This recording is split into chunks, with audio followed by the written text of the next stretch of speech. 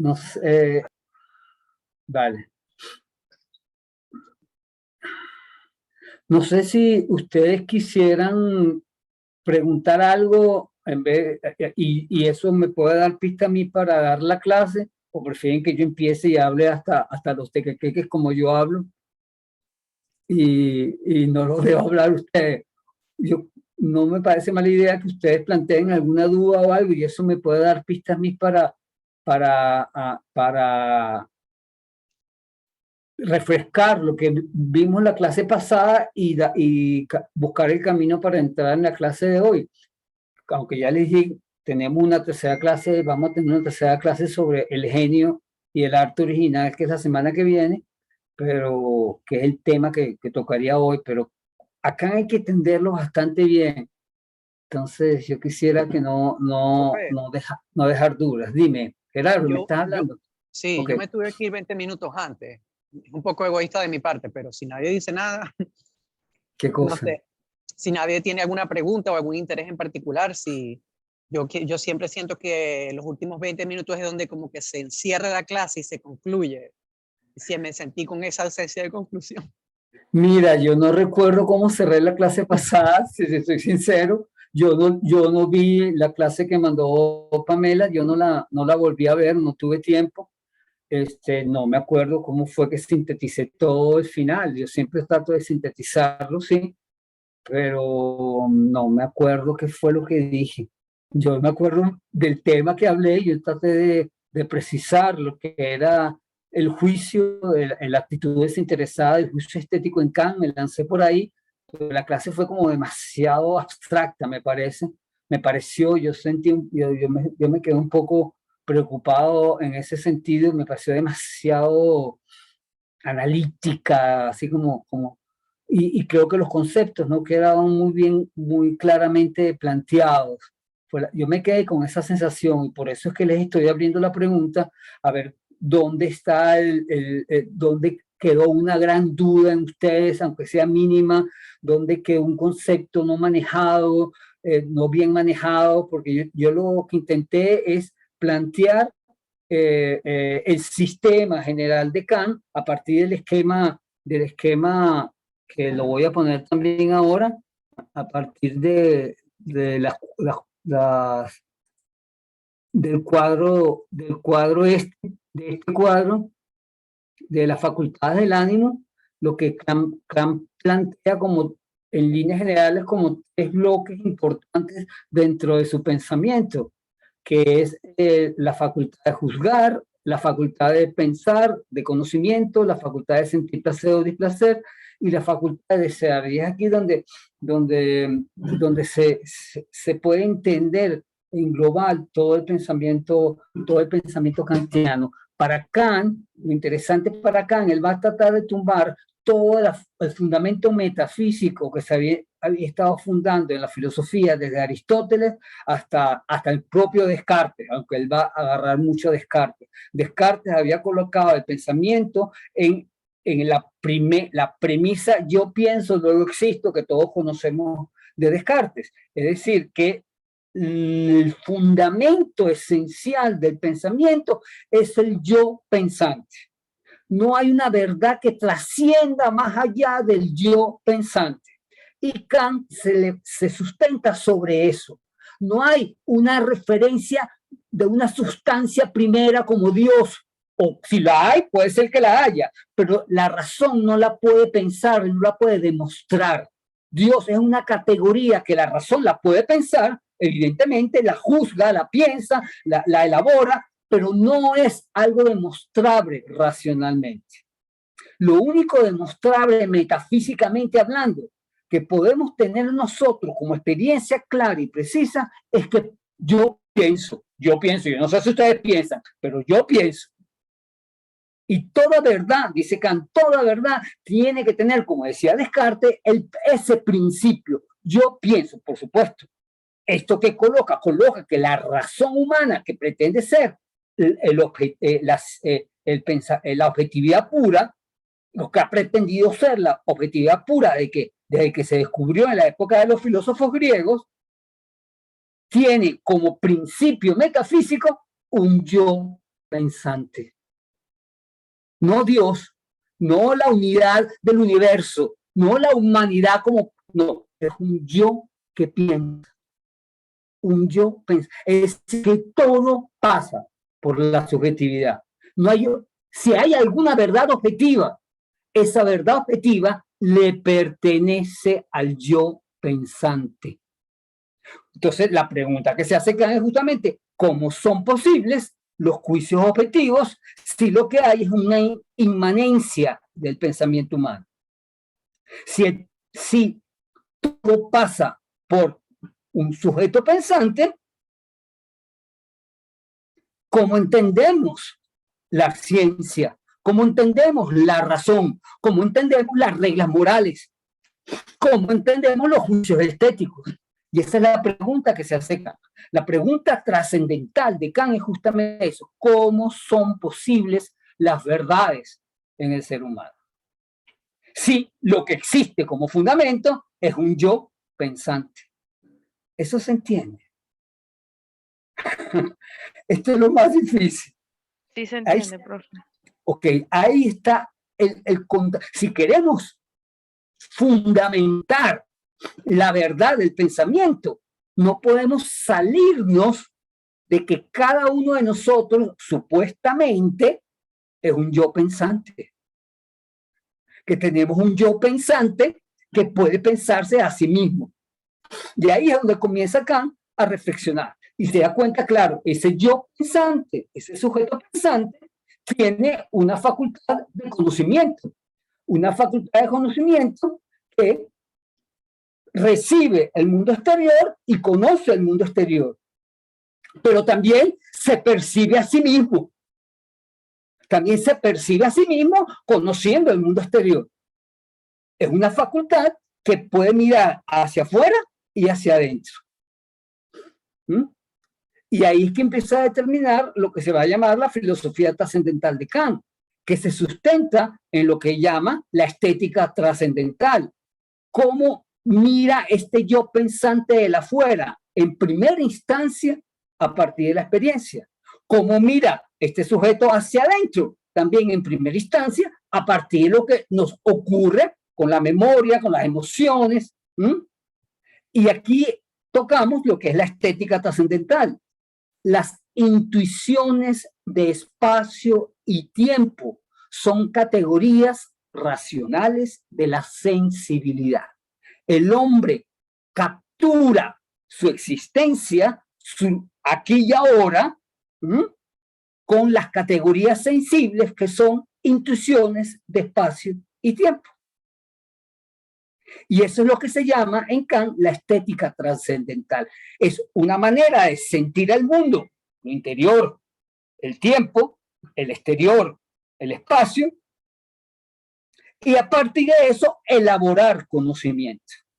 Si nosotros tenemos conocimiento es porque reconocemos verdades a partir de los fenómenos que capturamos por las categorías de espacio y tiempo.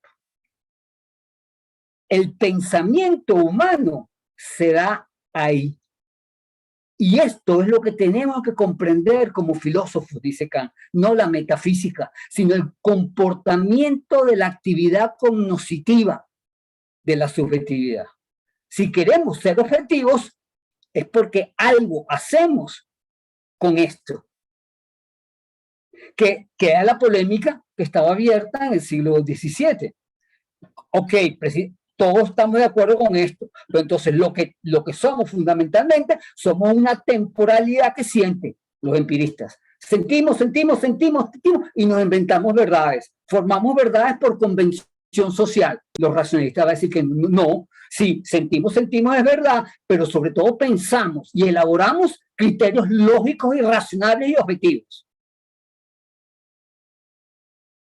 Y esa es la polémica del siglo XVII que Kant intenta resolver ya en el siglo XVIII. Bueno, y la polémica del XVIII también. O sea, ¿dónde está la verdad?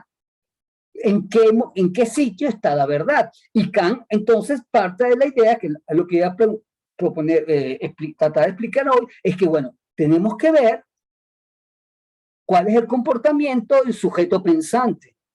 Y entonces él va a hablar, existe un sujeto. ¿Qué hace el sujeto? El sujeto no solamente piensa, el sujeto también desea y el sujeto también gusta.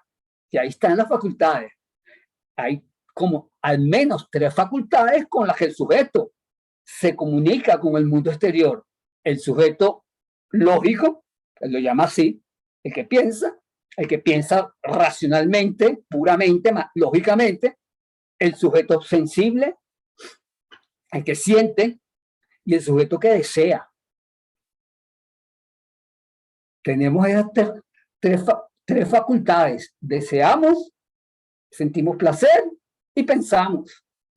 Lo interesante, y Kant lo maneja con bastante claridad, es que con la facultad de conocimiento podemos además reflexionar sobre nuestra facultad de desear y nuestra facultad de sentir placer. Porque la facultad de conocer en el hombre tiene esa facultad que puede reconocerse como sujeto lógico, por ejemplo, o puede reconocerse como sujeto gozoso. Entonces él va a llamar a esa habilidad que tiene el ser humano dentro de su pensamiento, pensarse a sí mismo, esa categoría la va a llamar el sujeto trascendental. Es un sujeto que puede medir las propias facultades de una manera clara y precisa. En vez de Dios como fundamento, lo que tenemos es una capacidad de trascender nuestras propias sensaciones y nuestras propias experiencias que no podemos dejar de sentirlas. Todo parte de la intuición, espacio y tiempo, y el sujeto trascendental mira las distintas maneras como recibimos las intuiciones de espacio y tiempo. Todo el sistema kantiano se sustenta en esta extraña, esta proposición, evidentemente. Entonces, este sujeto trascendental es lo que va a llamar, es el que tiene las facultades superiores de conocimiento, si vamos para el cuadro. Con esas facultades superiores de conocimiento, puedo ser sujeto lógico. ¿Cuándo soy sujeto lógico? Cuando, desde la misma facultad, reviso cómo hago mis pasos de pensamiento racional, cómo es mi lógica, cómo deduzco lógicamente. Y él dice, la única manera que podamos entender cómo deducimos lógicamente es sabiendo que la razón en esos casos busca el criterio de legalidad. Es decir, la razón tiene la habilidad de buscar una ley necesaria que entienda lo que estoy estudiando. Y la razón tiene esa facultad, que se la puso Dios, que se la regalaron los dioses, que fue el fueguito de Prometeo robado de los dioses, no se sabe. El hecho es que tenemos esa facultad, la facultad de pensar lo que estamos pensando y deducir según esto vale, esto no vale, y yo puedo descubrir que el cuadrado de la hipotenusa es igual a la suma de los catetos al cuadrado, y eso siempre es verdad. ¡Wow! ¡Wow! Entonces lo puedo hacer. Puedo descubrir que 2 más 2 son 4 y eso también siempre es verdad. Y siguen, para poner los ejemplos más sencillos. Y con esto es que hacemos ciencia, con un principio natural en el hombre, en la razón humana, que es pensar la legalidad. ¿Qué es lo que hace la razón? En última instancia, la razón lo que hace es reflexionar, buscar la ley. Es lo que hace la razón. Ese es el trabajo de la razón. Y muchas veces busca la ley, y no solamente busca la ley de los fenómenos exteriores, sino busca la ley también de las cosas que está pensando. Entonces piensa y trata de objetivar lo que piensa. Entonces trata de buscar la ley de por qué estoy pensando lo que estoy pensando, o por qué estamos pensando lo que estamos pensando. Y así se abre hasta el infinito la facultad de la razón. La razón no se cierra ahí. La razón puede repensar y repensar y repensarse y repensarse y repensarse hasta el infinito. Y yo puedo juzgar como objetivo o no cualquier pensamiento sobre los pensamientos que elabora el propio entendimiento. El entendimiento no se cierra nunca. En Kant. Vamos. ¿Ok? Ahora, ahí está realmente el dilema. Cuando tenemos criterios objetivos. Bueno, criterios objetivos son los que se rigen por la razón pura, lo que llaman la razón pura, bajo el criterio de necesidad. Y eso son teorías que vamos armando, sin perder nunca la referencia empírica, es decir, el fenómeno captado por espacio y el tiempo.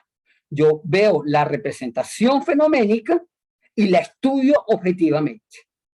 Y así elaboro ciencia. Toda teoría científica es una teoría, es una hipótesis sobre la verdad del fenómeno que estoy recibiendo. Y hasta ahí llega la ciencia. La ciencia no puede esperar más nada. Descubrir la sustancia en sí del objeto, como se había pensado en toda la metafísica anterior, no es posible. La ciencia no necesita del discurso metafísico, porque la ciencia lo único que puede reconocer es la objetividad de una representación que se haga el sujeto trascendental. ¿Okay? No nos interesa la ciencia y lo dejamos ahí. Ya vamos a ver cómo se revierte en los juicios estéticos. Lo interesante aquí es que el entendimiento, la razón pura del entendimiento, piensa y se repiensa y se repiensa. Es la actividad misma del pensamiento. Pensarse y repensarse y repensarse. Si va a hacer ciencia, claro, busco la ley necesaria, pero es una actividad que siempre está moviéndose. En cambio, la actividad del pensamiento siempre se está moviendo. Y ahí vamos entonces, esa misma actividad es con la que reflexionamos sobre nuestros deseos. Y vamos a la última, nuestra facultad de desear. También no solamente tenemos conciencia, también tenemos deseos que nos mueven. Los deseos mueven la voluntad. La voluntad humana está movida por deseos. Y eso también el sujeto trascendental lo puede pensar. Además de ser un sujeto pensante, soy un sujeto que desea, que tiene deseos que muevan a la voluntad. Y quiero conseguir dinero, o quiero hacerme famoso, o quiero ser político, o cualquier cosa. Los deseos están ahí. Quiero conquistar a fulanito. Los deseos están ahí. Y yo tengo el sujeto trascendental mira también al sujeto que desea y elabora los sujetos que desea. Ahora, ¿cómo interviene el pensamiento ahí? Según Kant. Y ahí tocamos un problema muy complejo, que es el problema de lo moral. La única manera de ser racional con los deseos es juzgando la actividad humana, la actividad mía y la de los demás, planteando lo bueno o lo malo de las acciones que están movidas por nuestros deseos. Y eso se llama la razón, es la misma razón, juzgando la vida práctica del ser humano, la razón práctica. Y aquí sí Kant dice, si queremos ser racionales aquí, entendiendo nuestros deseos y ser racionales con nuestros deseos, tenemos que suponer una ley. Tenemos que suponer una ley para que esa ley determine la bondad o la maldad de mis actos. Los empiristas ya estaban diciendo que no existían leyes morales, que lo que existían eran leyes convencionales en una sociedad. Kant esto no lo acepta tan claramente. Ya va. Evidentemente que la convención social es importante, pero no como principio moral. Al contrario, las convenciones sociales, dice Kant, se fundamentan bajo principios morales mucho más profundos. Es lo que va a poner Kant. Yo como sujeto pensante sé cuando un acto mío es bueno o malo, lo puedo juzgar. ¿Me conviene o no me conviene? Eso lo puedo juzgar. Eso ya hasta los empiristas lo saben. O sea, me conviene, ya la razón, decían los empiristas, la razón sirve para ver si mis actos son buenos o malos. Y aquí Kant dice, pero ya va, ahí hay un principio importantísimo. Los actos míos son buenos o malos, lo puedo juzgar yo mismo.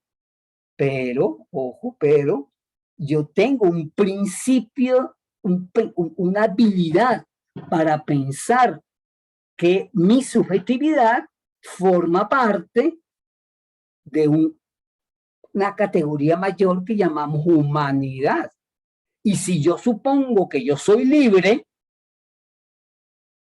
y puedo pensar lo que me dé la gana, supongo que cada uno de ustedes también es libre y piensa lo que le da la gana. Y que hace lo que le da la gana. ¿Estamos de acuerdo? O sea, tenemos que pensar que todos tenemos la misma facultad, que todos podemos movernos con nuestros deseos como nos dé la gana. Y evidentemente, si nos movemos cada uno con su deseo como nos dé la gana, esto se convierte en una lucha terrible, la vida social. Y el ser humano no vive en constante lucha. Bueno, no sé, eso lo dudo yo mucho, creo que sí vivimos en constante lucha, pero bueno, el ser humano necesita elaborar un deber ser como categoría de convivencia social. Una categoría de convivencia social.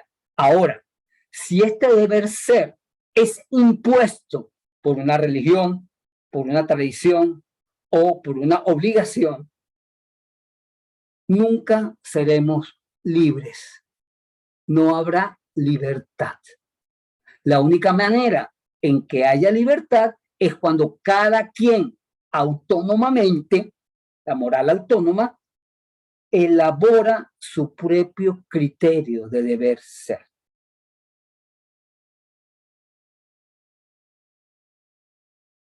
Porque solamente así se fundamenta la libertad del sujeto y de la razón del sujeto. El sujeto es libre cuando él, por sus propias reflexiones, imagina o supone un deber ser. Y juzgo las acciones de mis deseos según la finalidad del deber ser. Lo bueno de esta acción es que es para alcanzar el ideal humano que tengo en mi cabeza atravesado. Yo juzgo que es mejor ser monoteísta, ser monoteísta que politeísta. Yo no voy a ser politeísta, soy monoteísta. Yo voy a poner ese ejemplo porque fue que me salió. Yo tengo las razones para juzgar mi propia moralidad. Por supuesto, aquí estamos en gran dilema y en gran problema, porque cada uno de nosotros puede tener un deber ser distinto. Yo soy monoteísta, yo politeísta, yo creo en el politeísmo y las reflexiones, cada quien tiene las suyas para elaborar su propio criterio y Kant no se mete en eso. El problema está, bueno, entonces, ¿cómo hacemos para mantener una sociedad estable en común? Bueno, tendríamos que crear ciertas costumbres que nos hagan a todos participar libremente en esta sociedad. Porque lo que hace la razón práctica en concreto es establecer costumbres, las costumbres. Por supuesto, Kant es un gran defensor de la democracia naciente en Francia en estos momentos. En esta época está naciendo la democracia. Y Kant va a ser el gran defensor de la democracia, o se le considera así, el gran pensador de la democracia es Kant. Una manera en que todos seamos de alguna manera libres es que hagamos votos y entre todos escojamos por lo menos una temporada quién es el que va a gobernar los caminos morales y éticos de la sociedad. La moral no le impone la iglesia, que son costumbres que se aceptan. Él era pietista, además. Él dice que iban todos los días a las 4 de la tarde iba a la iglesia. Pero él tuvo grandes problemas, tanto con la monarquía como con la iglesia, por esta posición de él.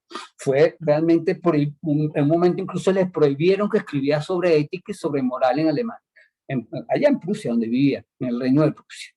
Precisamente por esta posición, a él se le prohibió un tiempo, creo que Federico II, no me acuerdo quién, cuál es el rey, que no podía escribir sobre ética y sobre moral. Prohibido. Precisamente porque él estaba pautando estas ideas. Una autonomía moral. El hombre es autónomo cuando con su razón elabora criterios de lo que debe ser la humanidad o cómo debería ser la humanidad. Y por supuesto que es muy problemático siempre. Lo mejor es la democracia para manejar las costumbres. Punto. No sé si me están siguiendo aquí. Bueno, el problema, ya tenemos el pensamiento, la razón puede ser pura cuando hace ciencia, puede ser práctica cuando hace moral. Pero, reconoce Kant, hay otro tipo de juicios bien particulares y distintos, que son los juicios placenteros. Los juicios de placer que no necesariamente implican objetivamente los juicios de placer. Son juicios donde lo que juzgo es una sensación, no un fenómeno, sino una sensación. El fenómeno que reflexionan los juicios sobre placer no es el objeto. Lo que reflexionan son el placer. Lo que reflexiona es el placer. ¿Me entienden? Porque eso también lo hace el conocimiento. El conocimiento juzga los fenómenos y también las sensaciones que los fenómenos nos dejan a nosotros. Fíjate qué finos están aquí. Son dos cosas distintas las que estamos aquí juzgando. Cuando hablo de juicios sobre juicios placenteros, juicios de gusto, estoy hablando de juicios sobre placer, sobre el placer que tengo, a partir de un fenómeno, evidentemente. Pero lo que estoy juzgando es cómo es posible que yo sienta este placer. ¿A qué se debe que yo sienta este placer? ¿Qué me permite hacer este placer? ¿Qué puedo yo hacer con este placer? Yo no estoy jugando el fenómeno, estoy jugando el placer. Y aquí es que dice Kant, bueno, aquí es muy particular esta capacidad de juicio. Vamos a ver, con el juicio, un juicio placentero, él reconoce, hay juicios placenteros que son inmediatos, que son meramente sensaciones. Esto ya lo hablé en la clase pasada, pero lo voy a repetir aquí. Son meramente sensaciones. Son placeres meramente sensoriales, meramente. Los olores, los sabores, ¿qué puedo hacer yo con esas sensaciones? Decir que me gusta, me encanta el cochino frito. Las arepas de cochino, es una comida que hacemos aquí. Las arepas de cochino con chicharrón me encantan, yo qué sé. O sea, es un sabor que me gusta. Puedo pretender yo con los placeres sensibles plantear una reflexión universal sobre los placeres sensibles. Bueno, es lo que hacen los cocineros hoy en día, inventan, buscan algo que les gusta a todo el mundo. Eso está ahorita en estudio, pero en la época de Kant era imposible. Los placeres sensibles satisfacen los sentidos. Se quedan ahí. y son, en ese aspecto, son placeres interesados. Interesados para satisfacer los sentidos. Tengo sed, el agua me encanta. Tengo hambre, la comida me encanta. Son placeres directos que satisfacen la sensación.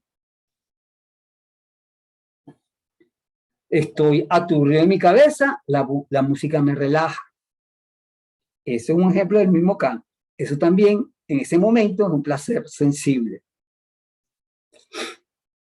De alguna manera, me agrada y me quedo tranquilo. La tensión de lo cotidiano se me la baja la música. Es el ejemplo de Kant. Yo pongo el ejemplo de Kant. Esos son placeres agradables. El juego, la conversación. Nosotros en Caracas que jugamos mucho, yo jugaba, ya no juego tanto. El dominó, jugar a dominó y toda la noche, a las 4 de la mañana jugando dominó, maté la cochina, yo qué sé. Y todo eso es un momento de agrado. Los juegos de mesa, él habla de los juegos de mesa, son placeres agradables, que nadie se pone a tratar de pensar que hay más allá que el agrado de compartir con los amigos un rato de chanza, de broma y de juego. Son placeres agradables y hasta ahí se quedan. Están también otro tipo de placer, que son los placeres éticos. Me encanta cuando alguien hace algo bueno. Pero, ¿por qué lo catalogo con lo bueno? Porque tengo un ideal de humanidad que creo que esta acción va a servir. Ahorita por lo menos yo no sé qué es bueno y qué es malo todo lo que está pasando allá en Ucrania. Yo ahorita estoy perdido. Pero bueno, ahí empiezan las reflexiones. La reflexión está justamente ahí. Las acciones son buenas o malas dependiendo del ideal de humanidad que tenemos en la cabeza. O sea, algo es bueno o malo dependiendo de lo que creamos nosotros que debe ser la humanidad. Es decir, catalogar algo como bueno o malo también es un juicio, como dice ahí, de conformidad a fin que se hace obligatoriedad. Todo pueblo es libre. Nadie puede invadir e imponer el poder sobre otro pueblo. Es un ideal de la democracia. Punto. Este pueblo es por tradición español, el pueblo catalán es por tradición español y no se pueden separar porque la separación rompe la unidad de España. Ahí estamos en problemas morales. Estamos en problemas morales. Pero lo bueno o malo depende de una discusión sobre un ideal de humanidad que estamos reflexionando. Entonces son juicios, no son juicios placenteros. Ay, qué chévere, yo que sé, lo que sea por la libertad de Cataluña, que ha ganado Puigdemont en aquel momento, ganó Puigdemont. Ay, qué chévere, todos se pusieron felices los catalanes, que querían la independencia. Vale, chévere, chévere. Ahí estamos en rollos morales. Vamos a ver cómo se resuelve eso. Eso es discutible siempre porque precisamente la moral es autónoma. Y eso siempre es discutible. Las posiciones políticas, posiciones sociales, posiciones personales que entran en juego ahí, siempre exige una reflexión racional. Para eso tenemos la razón. Bueno, vamos a pensar, propone Kant, cuáles son los ideales humanos que están en juego aquí. Y ahí podemos hacer una reflexión moral. Es decir, que lo bueno o malo es susceptible de la reflexión de la razón práctica. El placer bueno o malo depende del ideal moral que tenga cada grupo humano o cada persona. No son hasta ahí bien. Pero existen, dicen, otro tipo de juicios también placenteros. Ya tenemos lo agradable, que es un interés de las sensaciones. Ya tenemos lo bueno, que es un interés del ideal. Pero hay otro tipo de placeres. Oye, voy a sacar este dedo, voy a sacar esto. Otro tipo de placer que son los placeres de gusto, que es el que nos interesa a nosotros. ¿Qué son placeres de gusto? Son placeres de la actividad de juzgar. El juicio estético ¿Qué reflexionamos con el que lo llaman juicio estético justamente? Reflexionamos sobre el placer del gusto y se le atribuye el placer a cada cual y a cada sujeto que reflexiona. Juicio estético, ¿qué implica? Que es un juicio y todo juicio busca la razón, pero una razón que se sustenta en la subjetividad del placer. Hasta ahí, bueno, se parece al juicio de los buenos y al de lo agradable, pero ya va. Lo particular de los juicios estéticos es que intenta de alguna manera hacerse universal. ¿A quién no le puede gustar la Capilla Sixtina de Miguel Ángel, seas cristiano o no cristiano? ¿A quién no le puede gustar, yo qué sé, la última cena de Salvador Dalí, para no hablarle la de Leonardo da Vinci? ¿A quién no le puede gustar? Me pregunto yo. El Guernica de Picasso, no le gusta casi nadie, yo lo adoro, pero bueno, cada quien con su gusto. Ahí estamos, cada quien con su gusto. Pero cuando tenemos un juicio sobre lo que estamos contemplando, él dice un juicio desinteresado sobre un fenómeno que hemos capturado, pretendemos que ese juicio sea aceptado por todo el mundo, aunque es imposible que sea aceptado como ciencia. Porque el juicio de gusto, como decía Hume, es un sentimiento subjetivo, meramente subjetivo. Y yo puedo reflexionar lógicamente sobre mi placer y buscar todas las justificaciones de por qué tengo este placer. Mira, lo tengo porque fíjate cómo juega, yo qué sé, cómo juega, sí, lo habrá Picasso, cómo juega Picasso con los planos de perspectiva, cómo juega esa perspectiva tan absurda y rota, como marca la luz aquí, la luz allá, y cómo trabaja los grises para provocar la sensación de terrible que es el bombardeo, no sé, y elaboro, y se pueden tener grandes reflexiones lógicas. Él pone el ejemplo, por ejemplo, reflexiones sobre el trabajo de la luz en los cuadros, reflexiones muy lógicas, que quieren objetivar el placer del espectador.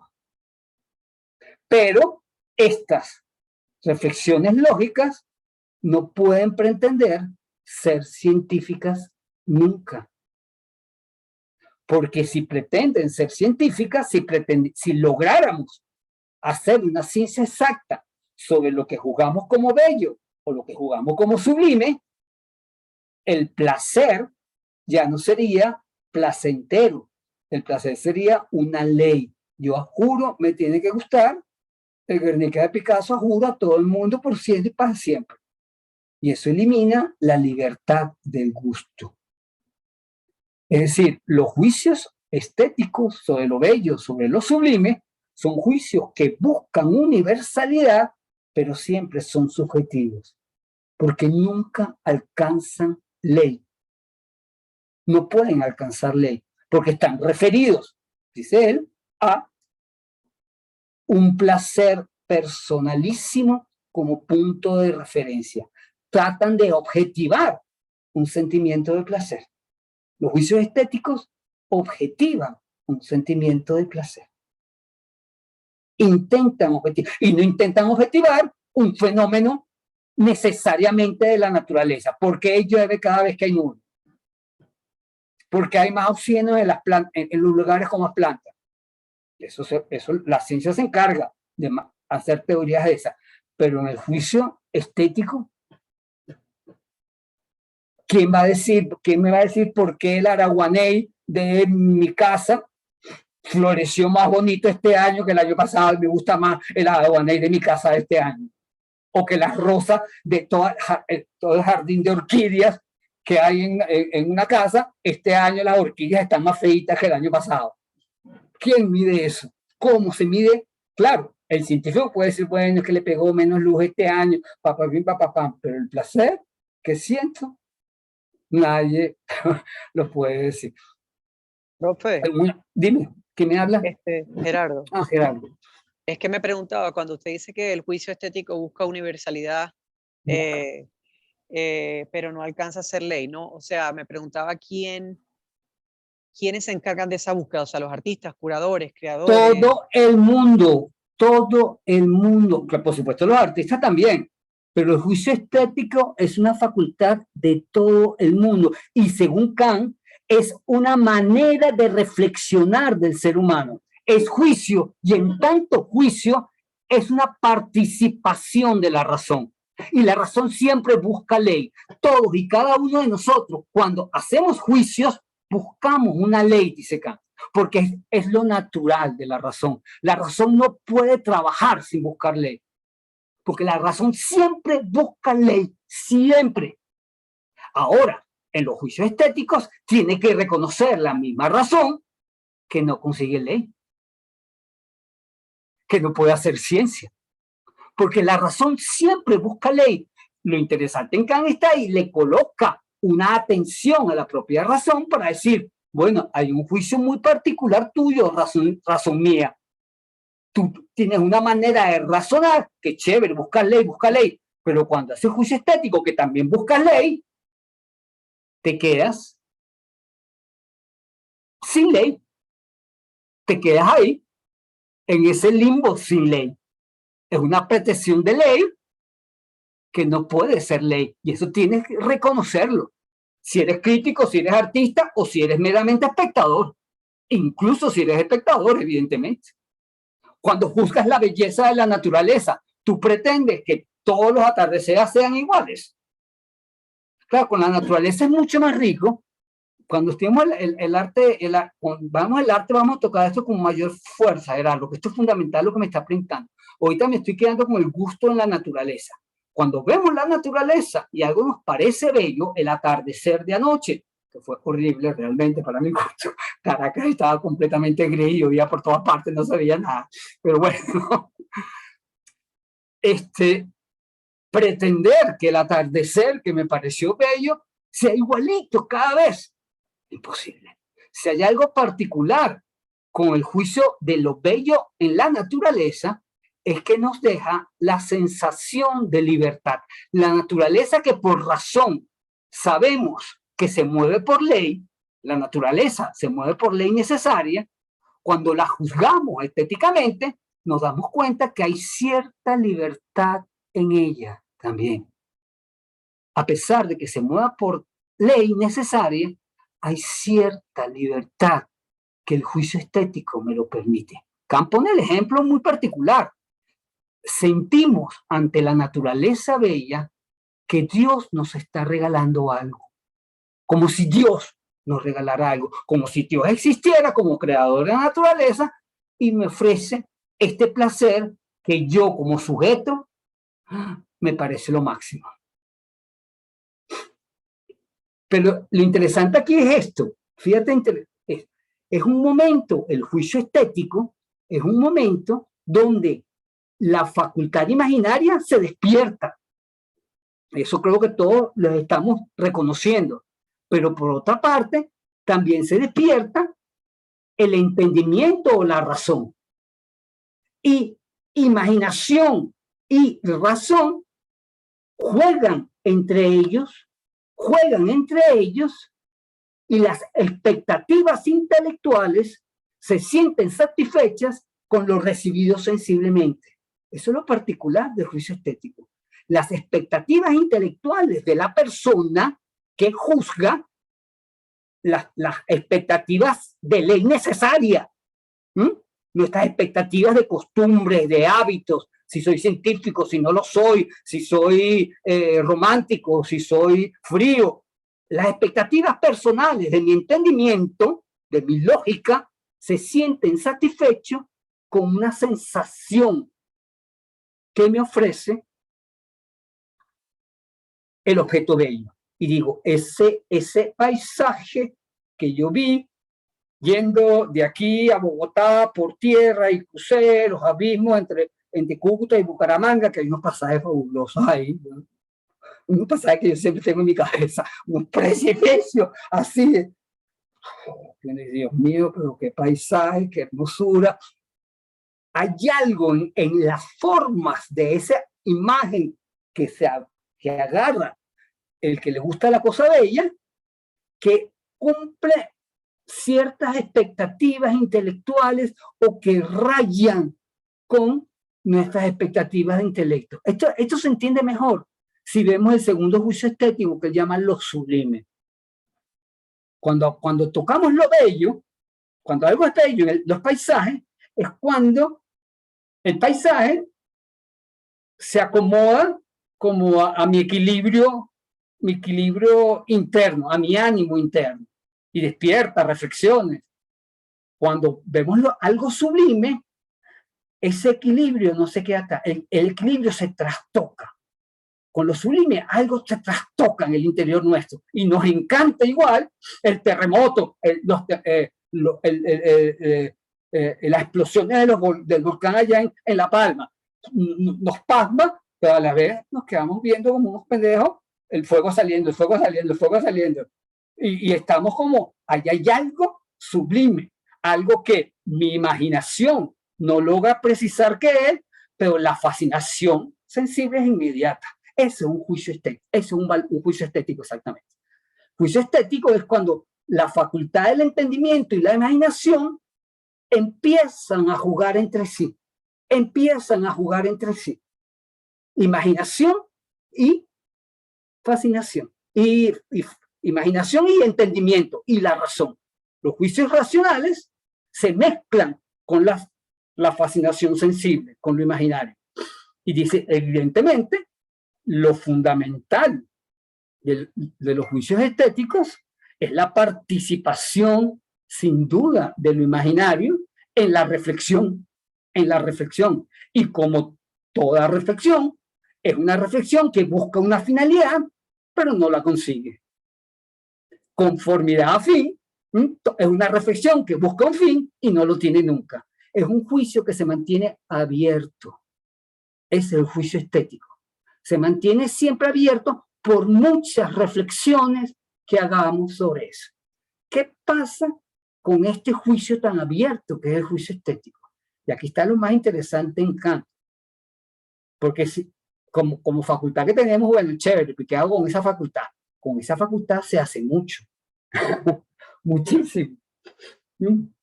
Con esta facultad me perdí, yo ya perdí el espacio que yo, el discurso que iba dando.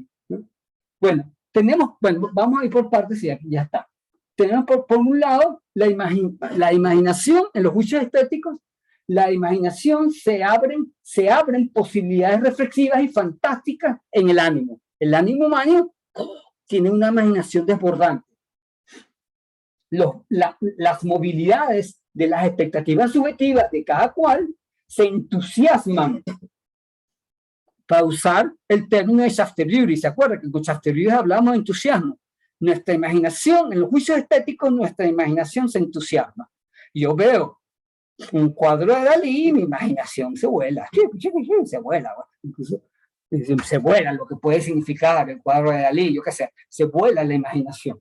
Pero por otro lado, la capacidad racional para elaborar reglas o nociones universales se encuentra también como actividad reflexiva que intenta elaborar algún sentido racional a esta loca fantasía que tengo. Entonces elaboro discursos y quiero escribir y quiero hablar sobre por qué los cuadros de Dalí son los más bellos que hay, o por qué el Guernica, o por qué los Caprichos, o por qué un cuadro de Fragonard, y elaboro y razono y reflexiono y escribo y elaboro discursos sobre eso, que es lo que hacen los teóricos del arte. Eso es lo que hacen los teóricos del arte, evidentemente. Bueno, pero ya me metí en el arte. Vamos a hablar de la naturaleza. Puedo elaborar todo un cuento hermoso sobre el burrito que tengo y cómo me eduqué con el burrito Platero y yo. Y hago Platero y yo y hacemos un discurso lindo sobre Platero y yo a partir de la belleza del burrito que me encanta. Por ejemplo, que se me va ocurriendo. Y de esto justamente es lo que se trata de la categoría kantiana de conformidad a fin sin fin, de los juicios estéticos. Es la habilidad judicativa, actúa como si buscara una regla que sabe no puede encontrar, pues se trata de una reflexión sustentada en un placer personal, en un placer de gusto.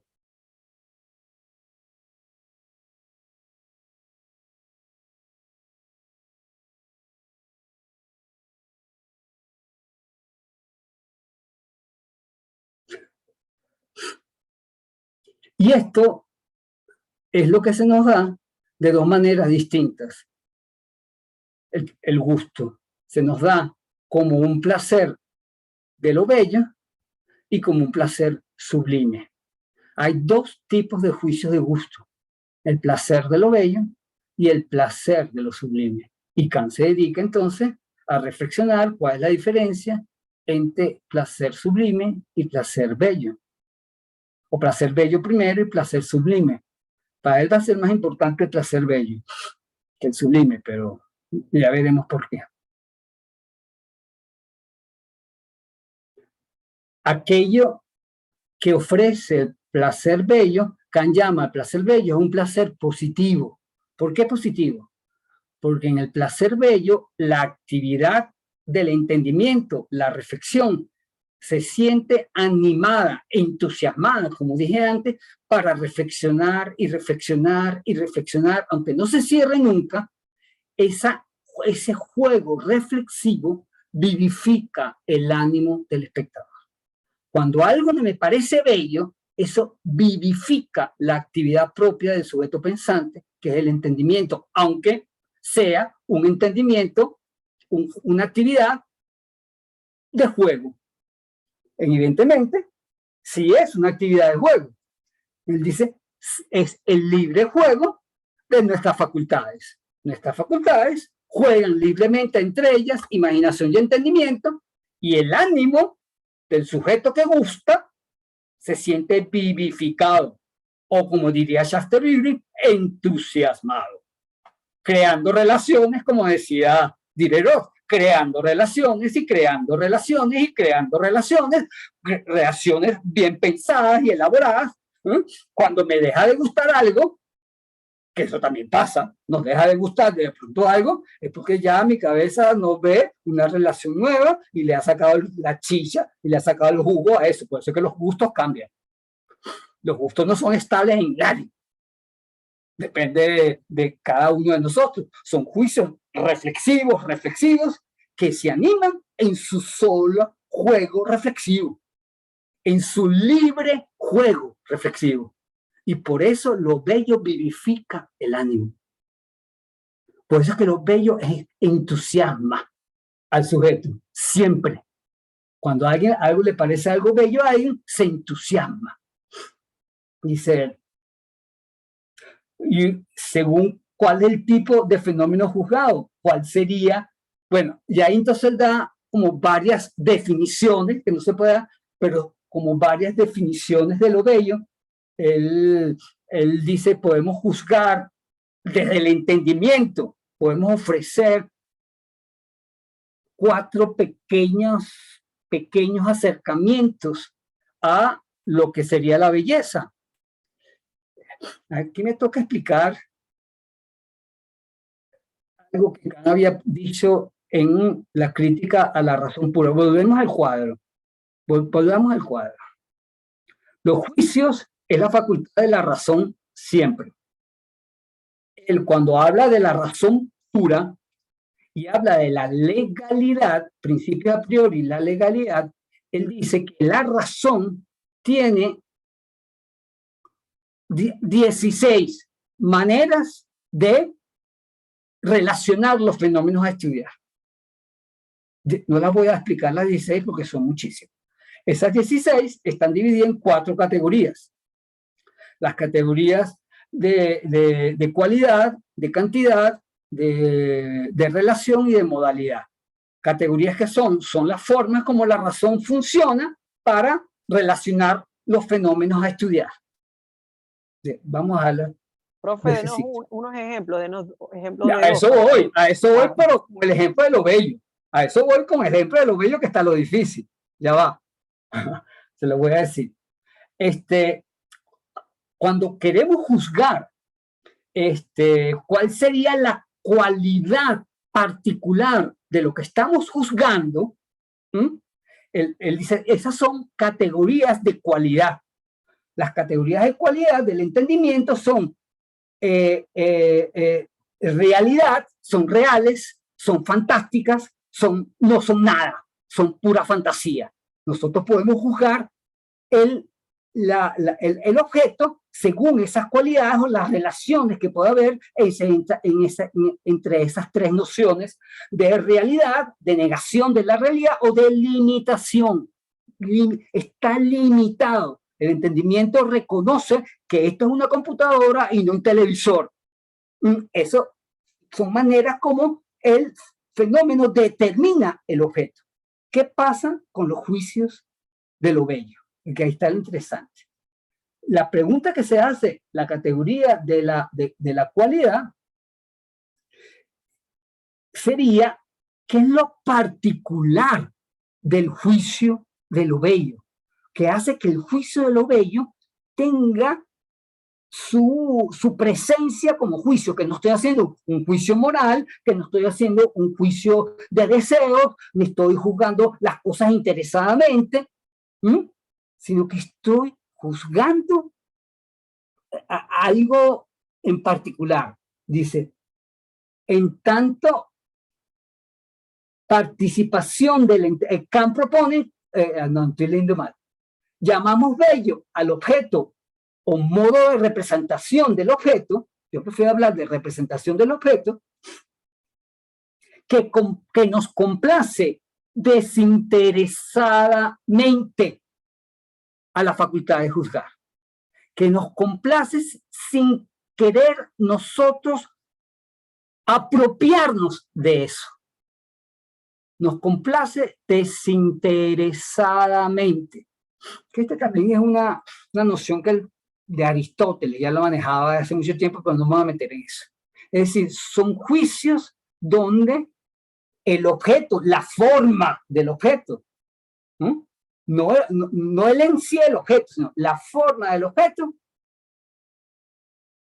no me toca, no me come, no se me viene encima, no me atormenta en lo bello, sino que está ahí y su forma complace mis expectativas intelectuales.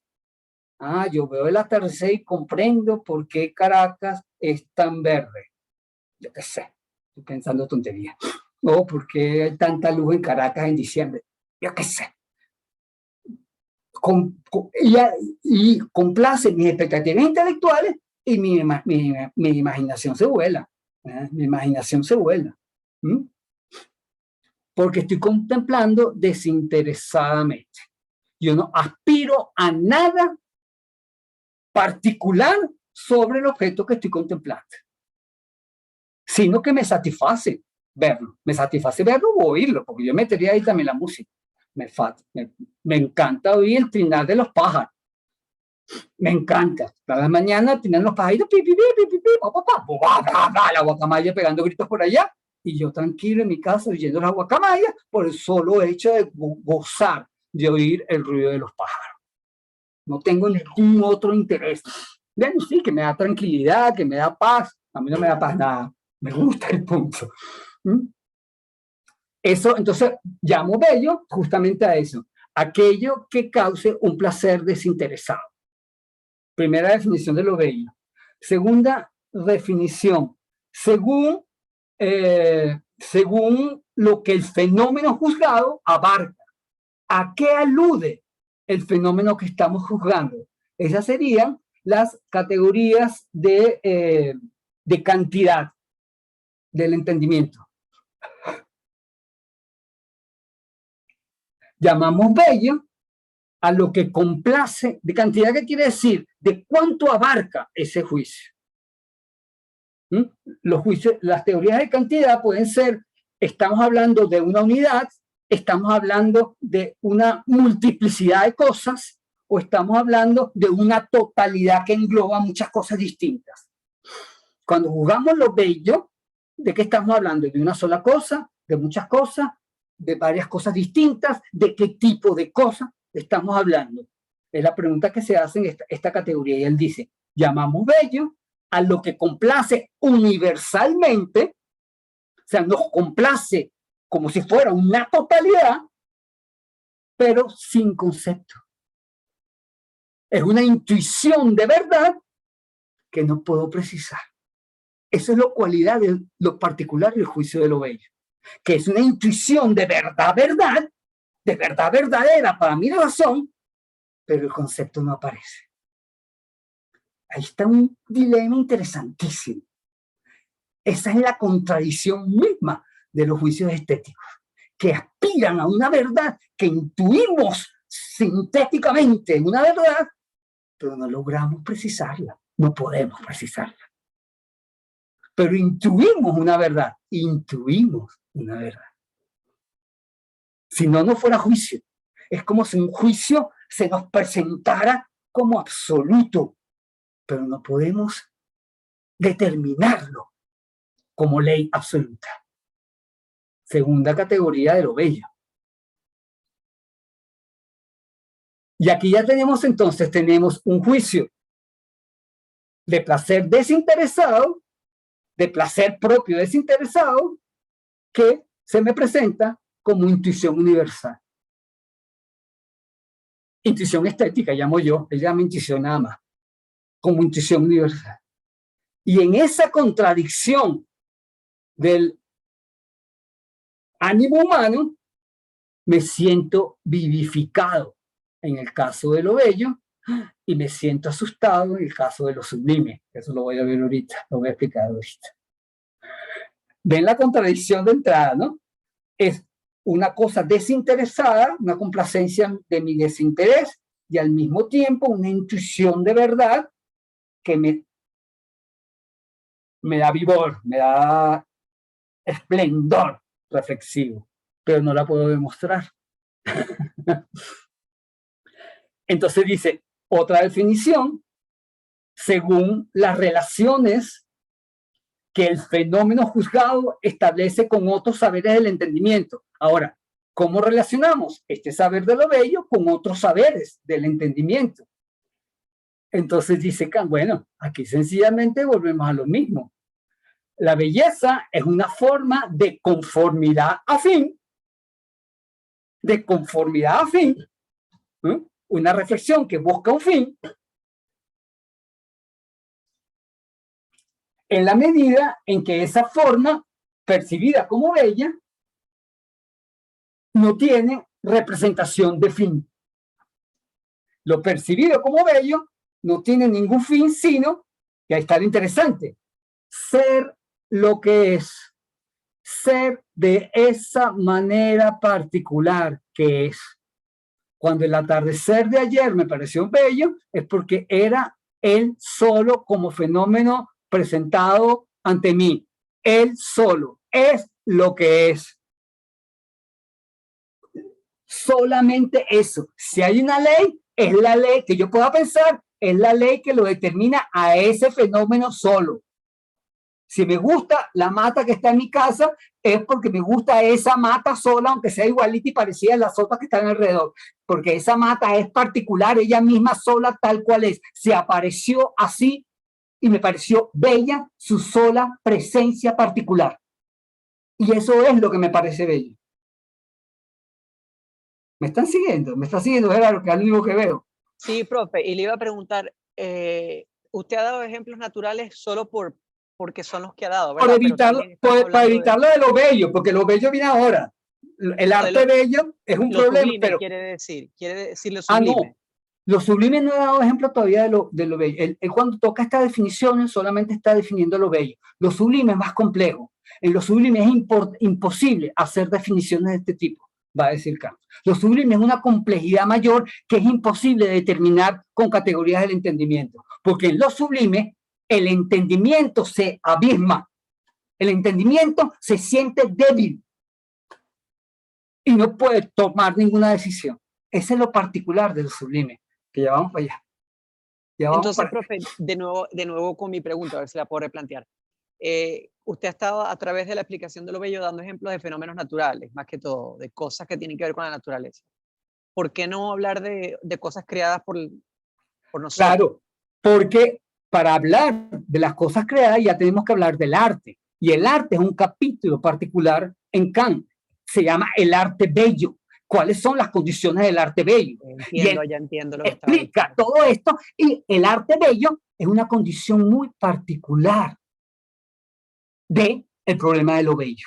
Muy particular.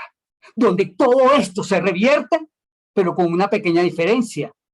Que lo que estoy juzgando es algo que sé de entrada, que es una técnica humana. De entrada. Que es una sensación de libertad por parte del espectador, pero en una actividad que exige reglas, porque el arte es técnica y toda técnica necesita reglas. Y una regla que me permite una sensación de libertad o le permite al espectador una sensación de libertad, donde el artista genial juega libremente con algo que necesariamente se hace con reglas, porque un producto no nace de la nada, como la naturaleza. Un producto nace del ser humano. Y esto nos va a llevar a otras nociones, a la noción de genio, que es lo más importante en Kant, pero ya vamos para allá, ya vamos para allá. Por eso que trato de evitar ejemplo del arte, pues no entro ya inmediatamente en el ejemplo de genio. Pero es que faltan dos definiciones de lo bello que creo que es importante y ver después cómo se revierten en el arte, que es lo interesante, cómo estas definiciones se revierten en el arte bello. Ya tenemos dos. El placer, el placer desinteresado.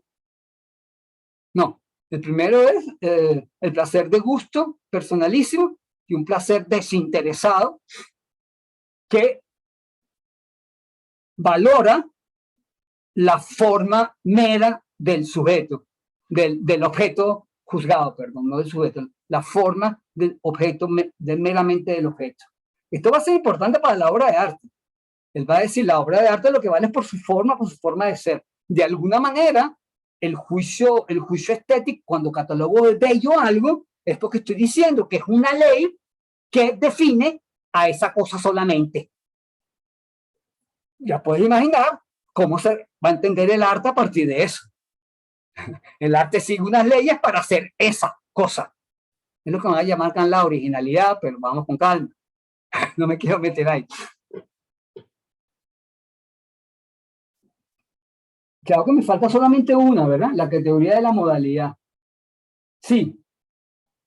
El juicio estético, dice también Kant, está sostenido en el placer de la libre imaginación provocada por la sola representación de algo ofrecido a los sentidos. Eso ya lo entendemos, ¿verdad? La libre imaginación provocada por la sensación de algo ofrecido sensiblemente, a la intuición del espacio y tiempo. Desde este punto de vista, bello es lo que es conocido sin concepto como objeto que ofrece una complacencia que juzgamos necesaria. Que juzgamos, es necesario que todo el mundo contemple las orquídeas que pacifican el alma. Sentimos que esa complacencia es necesaria. Y esto es importante en Kant porque justamente ese tipo de juicio subjetivo que da una complacencia que sentimos como necesaria es lo que hace que el juicio estético sea tan comunicable y produzca tanta reflexión en las culturas. Cuando un arte o una actividad o una cosa es valorada como bella, y en el arte más todavía, cuando algo está considerado como bello, eso es objeto de reflexión de toda la cultura. de toda una cultura. No se pondrán nunca de acuerdo porque es bello, dice Kant, evidentemente, pero sí se hace centro cultural, comunicable. Gracias a los juicios estéticos, todo el mundo desde su persona dice lo que quiera decir sobre ese mismo objeto. Una Miss Venezuela en Venezuela, pues. Una Miss en Venezuela, en otra época, que había Miss, 6 meses, y todo el mundo hablaba de las Misses. Ay, me gusta más. Hay, profe, todavía, sí, acabamos de quedar. Yo no sé, yo me perdí esa pista, pero en los 80 todo el mundo hablaba de las Misses. Pero bueno, a uno le gustaba más Plin León, a la otra le gustaba más no sé quién, a la otra le gustaba más fulanita de tal, y bueno. Lo bello se convierte en reflexión social, precisamente por esa cualidad de lo bello. Lo bello tiene la particularidad que todos sentimos que mi gusto es mejor que el tuyo, y yo defiendo mi gusto hasta que tú me demuestres lo contrario, que no me lo va a demostrar nunca, al menos que yo, mis expectativas intelectuales, logren comprender el camino intelectual que esto bello despertó en ti.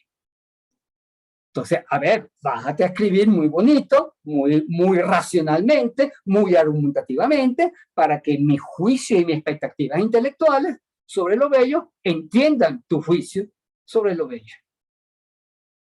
Y eso se hace punto de comunicación cultural.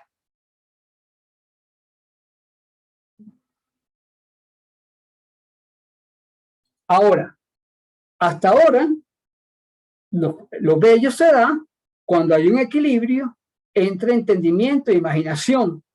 Cuando esas dos facultades, la loca de la casa, que es la imaginación, y la ordenada de la casa, que es el entendimiento, la razón pura, están jugando libremente entre ellas. Y el ánimo está entusiasmado, como decía Shaftesbury, haciendo relaciones, como decía Diderot. Es como él recoge lo que hemos estudiado hasta ahora. El gusto de Jung, pero yo estoy entendido ahora del entusiasmo que despierta lo bello y las relaciones que el entendimiento puede hacer imaginativamente. Y está muy bien. Pero hay momentos en los que la naturaleza nos ofrece un tipo de experiencia donde se desequilibra esa armonía entre nuestras facultades. Imaginación y entendimiento no logran satisfacerse mutuamente y origina una sensación de impotencia en la capacidad humana para comprender. Nuestro entendimiento no logra comprender. ¿Pero qué está pasando aquí? ¿Por qué está ocurriendo este tsunami en este momento? Claro, me voy a la ciencia y comprendo, pero ¿por qué este desastre de la naturaleza? ¿Por qué esta tormenta que tumba todo?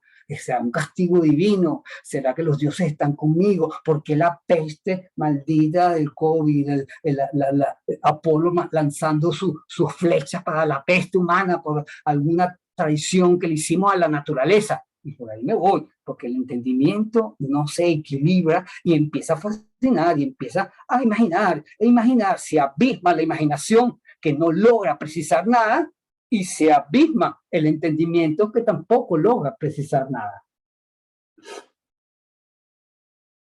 Origina una sensación de impotencia en la capacidad humana para comprender o aceptar lo ocurrido naturalmente.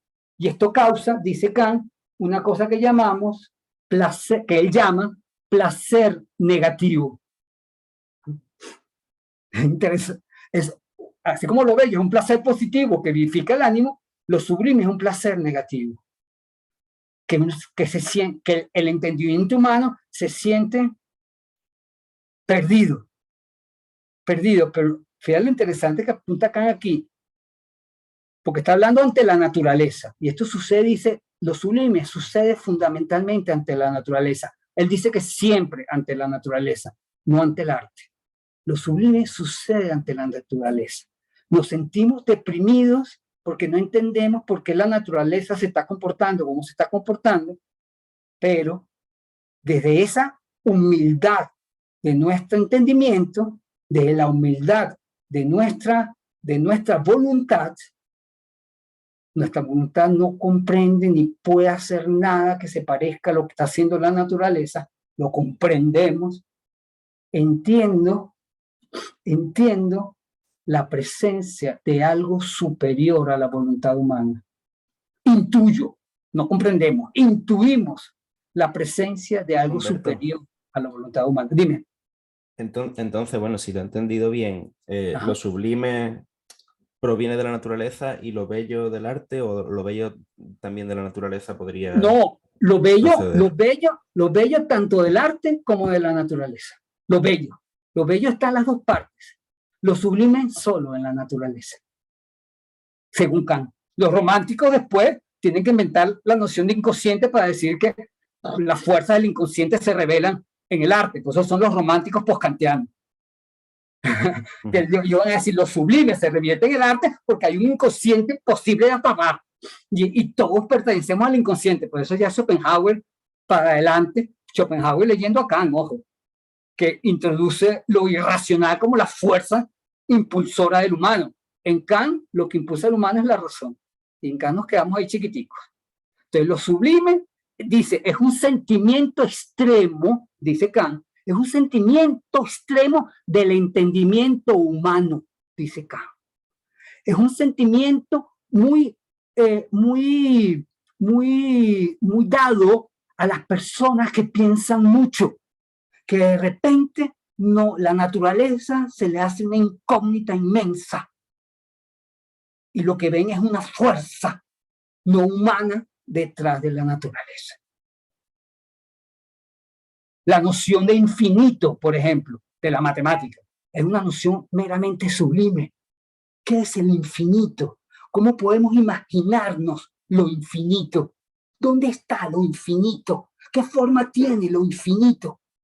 ¿Qué determinación imaginaria podemos hacer de una noción como lo infinito? Eso llama lo sublime matemático. Lo infinito es una noción matemática infinita y sublime. Lo infinito no lo podemos ni imaginar, pero conceptualmente lo determinamos, porque lo interesante de lo sublime es eso. Nos sentimos chiquitos, pero nombramos inmediatamente, lo infinito. Nombramos inmediatamente, y al nombrar, volvemos a agarrar las riendas de nuestro pensamiento, que es para Kant lo que guía al ser humano, el pensamiento. Pero hay un sentimiento un poco más complejo, lo que él va a llamar lo sublime dinámico, que es igual, un sentimiento de chiquito, y de repente reconocemos una voluntad superior a mi voluntad, pero nos reconocemos desde nuestra pequeña voluntad parte de la voluntad natural. Y reconocemos que la voluntad natural está haciendo daño a lo humano. ¡Wow! Y aquí nos ponemos en un límite. Reconocemos que nuestra razón práctica reconoce que hay una voluntad humana naturalmente propensa al daño, a hacer daño. Dice, aquí es el límite del ser humano. Aceptarla y lanzarlo por ahí es la locura, lo dice Kant, es la locura. Pero reconocer que hay una voluntad natural propensa al daño de la que formamos nosotros también parte. Y este es el límite del sentimiento de lo sublime. El límite. Por eso Kant, es imposible, déjame terminar esta idea, es imposible buscar lo sublime en la actividad humana, porque entonces estaríamos tocando que el ser humano naturalmente hace el mal, y sí, naturalmente tiene la potencia de hacerlo. Con el sentimiento de lo sublime lo reconocemos. Por eso es un sentimiento que raya con la locura, dice Kant. Raya con lo irracional, van a decir los románticos. Dime, ¿quién me preguntó? Yo, profe, Gerardo. Yo me preguntaba por qué es un placer negativo, o sea, por qué él asocia lo sublime con el daño, cuando yo asocio lo sublime con algo muy, no sé, sensible. No, pero justamente por esto, porque te está colocando en un espacio de la voluntad humana límite. El vigor humano, que en Kant es una razón estimulada para comprender, con los sublime no comprende nada. Lo único que reconoces es que a lo mejor la naturaleza hace el daño. Es un placer, pero negativo en ese sentido. Él es ilustrado, acuérdense, él solamente es ilustrado. Todavía la irracionalidad no era parte de la vida de Kant. No existía la irracionalidad ni la fuerza oscura del entendimiento. Él está tratando de sustentar lo razonable. Es un límite de la razón. Es un límite de la razón. Como va a ser el genio, también otro límite de la razón. Y ahorita vamos a tocar el otro límite de la razón. Con la reflexión estética, Kant toca dos límites de la razón. El límite del sentimiento de lo sublime y el límite del genio. El genio también vive en el equilibrio entre lo irracional y lo racional. Y lo vamos a tocar, justamente. En esos límites es que está el juicio estético. El juicio estético se mueve en los límites de la razón y lo no racional, que son los límites humanos. Y Kant los toca con delicadeza así. Están en los límites, en los espacios límites. Con esos, con los problemas estéticos, no puedo hacer ciencia. Y tampoco puedo realmente elaborar criterios morales y éticos que conformen una sociedad. No puedo. La estética no puede entrar en esos terrenos porque está tocando los límites de la razón. En los problemas, la estética, solamente la reflexión estética solo sirve, dice Kant, para realizar un fenómeno muy humano, particularmente humano, donde todas estas cosas confluyen, todas estas reflexiones confluyen. Y eso se llama arte. El arte es producto de una reflexión sobre el sentimiento de placer o displacer de los juicios estéticos. El arte, así como la ciencia es producto de la razón pura, las costumbres, lo social es producto de la razón práctica, el arte es producto del juicio, la reflexión estética. La estética es una disciplina de pensamiento que trabaja estos límites tan importantes como los que hacen ciencia, como los que hacen moral. Pero lo que hace el arte es arte. El resultado de la reflexión estética es arte. Y bueno, y ya sabemos el papel que ha tenido el arte en todas las culturas. Y Kant ahí dice, bueno, le di a su sitio al arte. El arte no se puede reflexionar ni científicamente ni moralmente, sino estéticamente, desde el gusto. Y todas las reflexiones que se cruzan entre el entendimiento y la fantasía. Porque el arte juega para dar sensación de libertad, no libertad, pero sensación de libertad siempre da el arte. Ya está lo interesante en Kant. Justamente, si tenemos una razón que vea o estudia lo necesario, otra razón que se ocupa del deber ser moral, no podemos pasar la vida entre una razón y otra, entre las dos variantes de razón. Hay un punto intermedio, un puente comunicante entre la una y la otra, que nos permite el libre juego de nuestras facultades. Y en ese límite y en ese espacio intermedio entre la ciencia y la moral, hacemos arte. Se hace el arte. El arte es algo que hay que estudiar de manera distinta a cómo se estudia la ciencia y de manera distinta a cómo se estudia la moral. Bueno, ya en el siglo XX se va a decir, pero que toca ambos temas. Bueno, y también, en última instancia, vamos a ver con el arte, en el arte bello, como en última instancia, con el arte se reflexiona cualquier cosa, sin llegar a ninguna conclusión. Es intuiciones, un juego de intuiciones de verdad. Lo que pasa con el arte, así lo va a leer el romanticismo, por supuesto. Goethe y Schiller, que hacen todo un análisis de lo bello, de Kant, de lo bello en Kant y de lo sublime en Kant, van a decir justamente la educación estética, si es como la planteas tú, Kant, la educación estética es lo fundamental para el pensamiento humano, porque es ahí donde se juega intelectualmente y anímicamente en el mismo espacio. El mismo espacio, el mismo lugar. ¿Me están siguiendo? Ya se fue Gerardo, me quedas tú, Miguel. Yo voy aquí, yo no sé si el cuadrito se entiende mejor ahora que la semana pasada. Sí, mucho mejor, mucho mejor. Mucho mejor. Esto es lo que yo tenía que haber explicado la semana pasada y me enredé la semana pasada con un tonto tratando de ponerlo todo intelectualmente, y aquí estoy tratando de explicarlo como más como lo siento yo, la verdad. En esto estoy tratando de jugar estéticamente con mi imaginación. Aquí tengo algunas preguntas, vamos a ver qué me dice. Gerardo, que se debe ir, ok. Ok, Miguel, tú me habías puesto. Me bueno, recuerda eso era de cuando era el sí, okay. 2 más 2, 4. Sí. Pero me interesa mucho porque me interesa mucho el arte o los simbolismos que intentan representar los órdenes superiores a través de una simbología Claro, o de un esquema, ¿no? Y la fíjate, verdad que el tema sublime me parece relacionable.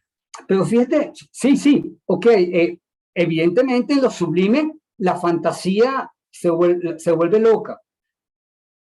Kant no lo va a llevar al arte, pero el problema de los símbolos sí va a ser una particularidad introducida por Kant cuando habla de las facultades del artista que hace cosas bellas.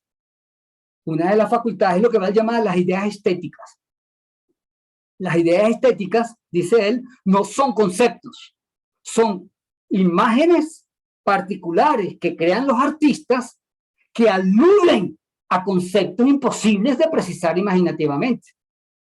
La idea de perfección, o la misma idea de Dios, o la idea del paraíso perdido, o la idea del infierno, o la idea del demonio, o la idea de mal, o la idea que en última instancia esas son las grandes reflexiones humanas que no tienen imagen. Los artistas logran dar una imagen particular de las grandes ideas de la mente que no tienen imagen. Y ese es el papel del artista genial, que eso es simbólico, evidentemente. Y ahí sí eso sí es lo que te va a interesar. Y él no habla de sublime, pero justamente por esa capacidad de símbolo es que los románticos van a decir, bueno, pero es que lo simbólico en el arte toca hasta lo sublime. Toca hasta lo sublime. Y los románticos sí se van a ver por la idea de el arte como símbolo de lo infinito, van a decir los románticos. Evidentemente, pero a partir de Kant. En Kant prefiere no meterse con lo simbólico, en lo sublime. Dice, lo sublime no necesita más analítica que la que he hecho hasta aquí, y es mejor dejarlo aquí porque estamos rayando con la locura. Algo así pone, no lo pone tan feo como lo digo yo, mucho más racional, mucho más preciso, ¿no? Con lo sublime no nos metamos mucho, vamos a meternos con el arte bello. El arte bello también tiene un espacio denso y profundo en que se puede, hay que reflexionar, según Kant, que el pensamiento se tiene que meter para comprender exactamente qué sucede cuando catalogamos de bello una obra de arte. Porque hasta ahora, hasta Kant, llamamos bello una obra de arte cuando tiene simetría, cuando tiene equilibrio, o cuando es expresiva y emotiva. O sea, ese es el dilema en que se estaba planteando entre los racionalistas y los empiristas en ese momento. O sea, el bello es lo ideal, imitar lo ideal, decía el abad de Mateo. Lo bello es lo ideal, imitación de lo ideal en la naturaleza. Bueno, con Diderot vimos que, bueno, eso ideal también es fluctuante en el genio artista. El genio artista elabora su modelo ideal desde una perspectiva de pensamiento, de relaciones que él hace, y elabora un modelo artista que intenta trasladar a la materia. Hasta ahí llegó Diderot, ¿no? No pudo ir más nada. Bueno, Kant sí se va a meter justamente en ese dilema.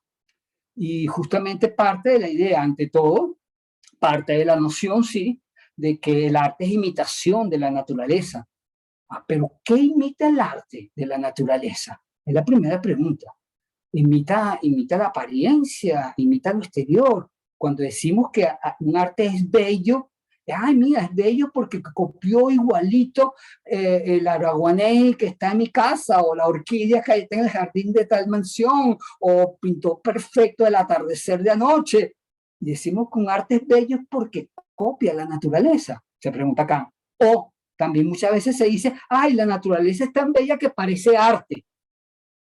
También se dice, Kant lo reconoce, entonces decimos, ay, la naturaleza es bella, parece arte.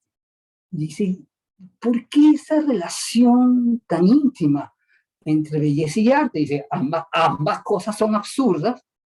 Decir que el arte es naturaleza igual que la naturaleza, o que la naturaleza igual que el arte, si no se comprende la sensación de lo bello. ¿Qué es realmente la sensación de lo bello?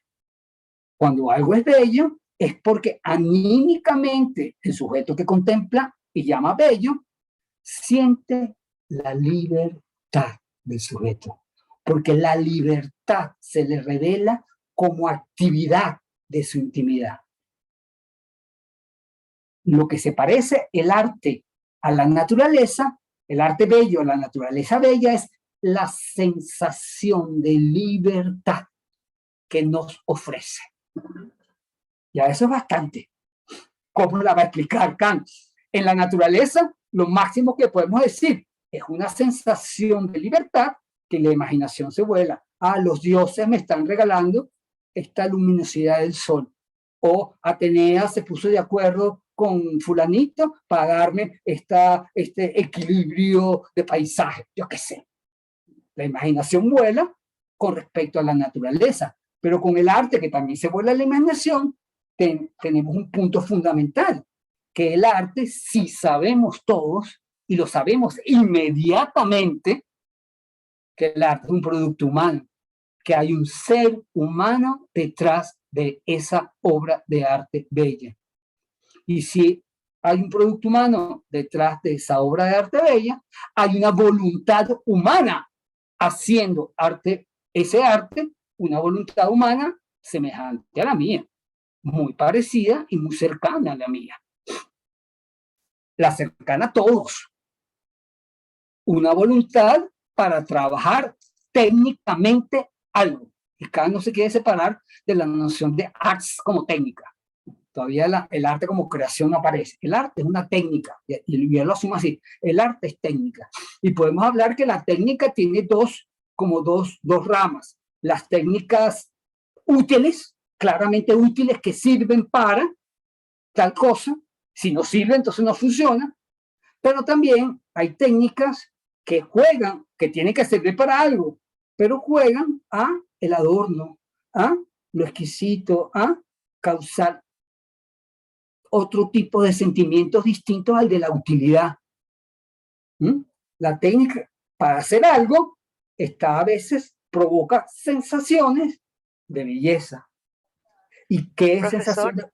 Ajá. Debemos ir cerrando la clase. Bueno, voy a cerrar ya antes de tocar el género, ya voy cerrando. Okay.